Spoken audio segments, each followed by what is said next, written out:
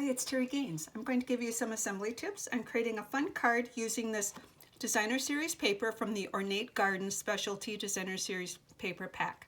The paper is 12 by 12 in size. In the packet you receive 6 different prints. They're double-sided and you receive 2 sheets of each. I absolutely fell in love with this daisy print and I wanted to design a card that I would be using a strip of this Designer Series paper. I realized that if I was to cut the paper on and straight across, I would be cutting some of the daisies off and they're spaced a little bit further apart. So what I want to do is cut them on an angle. If I cut them on an angle, my daisies are placed closer together and I can position it so I'm not cutting any of the daisies off. So to do that, you can use a paper trimmer. With a paper trimmer, you will find that you can only go so far in to cut those angles. So what I did was I brought my sewing tools out. So I brought out a cutting mat, I brought out a long ruler, and I brought out my rotary cutter. By cutting this with a rotary cutter and a ruler you can see through, you can actually place your item down or your ruler down on your paper, see through your ruler, and then line it up so you do not cut the daisies and place it like so. So I'm going to actually place my ruler down and then put the rotary cutter right up to the ruler and cut this across. Oops, I don't think I got it started there. And then I've cut my strip like so. I'm going to then turn it over and cut this. Since I'm right-handed, I want to keep the rotary cutter in my right hand. Now what I'm going to do is place the ruler down over the paper strip, and I'm not worrying about what width I'm using, but I am going to just make sure that a mark on my ruler is lined up evenly on the cut edge of the paper. And then I'm going to place this down, hold my ruler in place, and then cut my strip. So I actually don't worry about the width of this strip. What I do is then take my coordinating cardstock that I'm going to mat it on, and I've already got this cut to 4 inches in size. I'm going to put some adhesive on the back of this. I'm going to put my spacing on about 1/8 of an inch, like so. Then I can bring my paper trimmer back in, and I can, let me get this all situated here. I can trim off the Designer Series paper on this edge. I can trim it off on this edge. And then I can line it up and trim off the appropriate width I want to here. Oops. And there I have my Designer Series paper matted onto the old olive cardstock. So that worked out perfect for my card design. And the rest of the card, I'll give you the assembly tips on those. The card base is old olive, 5.5 by 8.5, scored at 4 1/4. And you can crease this or fold it by folding it in half, and you can crease it with a bone folder.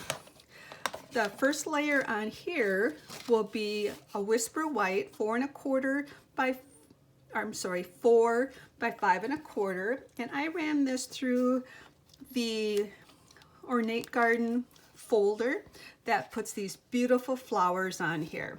So I've done that ahead of time. Before I layer it onto the card, I like to fasten my strip to that front of that paper. And the reason I like to do that is I find I can get better, get it evenly attached, meaning I can get this to line up easier in alignment. So I like to do that first. Put some pressure down to burnish your adhesive. Then I'm going to take the snail adhesive and apply on all edges. I'm going to watch opposite corners as I place this on the card front. And there should be about 1/8 of an inch border with these dimensions around the entire edge of the card. The next thing I'm going to do is put my outside sentiment on here.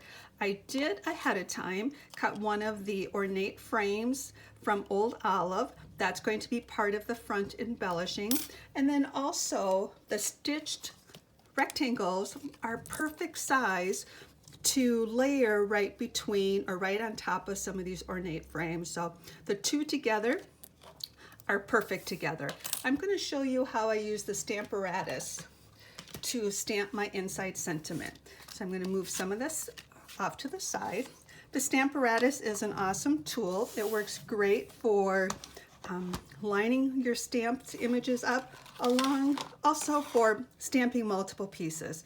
So I've applied my thanks stamp to here, along with one that says for all you do. I've got those lined up straight already. And I have purchased the small grid pad.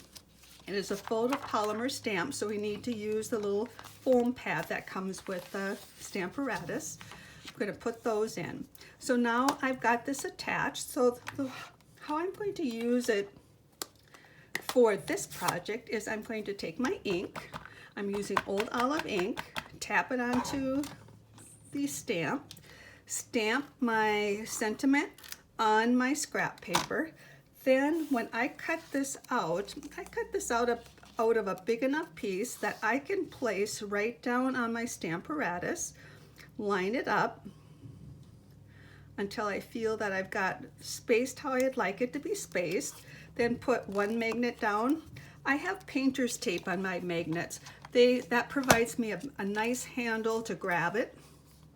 With your magnets, be sure you keep them far enough apart from each other. If they get too close, they will collide, and they could very easily break. When I say very easily break, the first time I did that, they did break. But we do offer replacement ones, but you don't want to have to buy new ones. And then I can ink up my stamp again, bring that down, apply some pressure, and sometimes it sticks. Give it a little bit of time to relax there, and there I have my stamped image. If you don't have the Stamparatus, you'd want to stamp first, then you would line the die up and then cut it out on your die cutting machine. So now I'm going to take this and apply some adhesive to the back.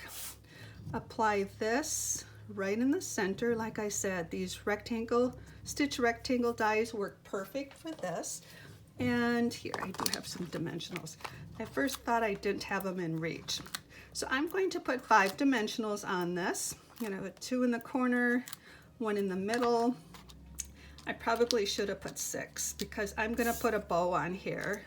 I should have put 6. So we'll do 7. It's okay to have too much.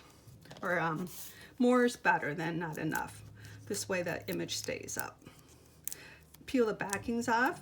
Love these dimensionals. They're very strong. Adhesive, work great for your projects. And then what I'm going to do is place this down on my card front. And the last front embellishment will be the ribbon. The ribbon is a dual pack in the Ornate Garden collection.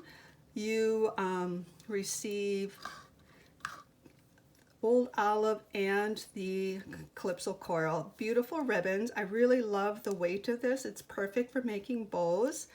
And then I forgot to grab a scissors close by. I have one in arm's reach. Make my bow. Take a mini glue dot and bring your item to the mini glue dot, and then you can bring that to your project. And there you have a really pretty card made with that strip of the designer series paper with the daisies on. The last part of the card would be stamping your inside sentiment and then adhering it to the inside of your card. If you found me via YouTube, look in the comments section for a direct link to my blog post where you'll find the supply list, measurements, and instructions for this project. There'll be a PDF tutorial you can download. And I would love to have you subscribe to my YouTube channel. Click the red box under the video. Thanks for stopping by. I hope you enjoyed creating this project with me. Stay safe and stay healthy.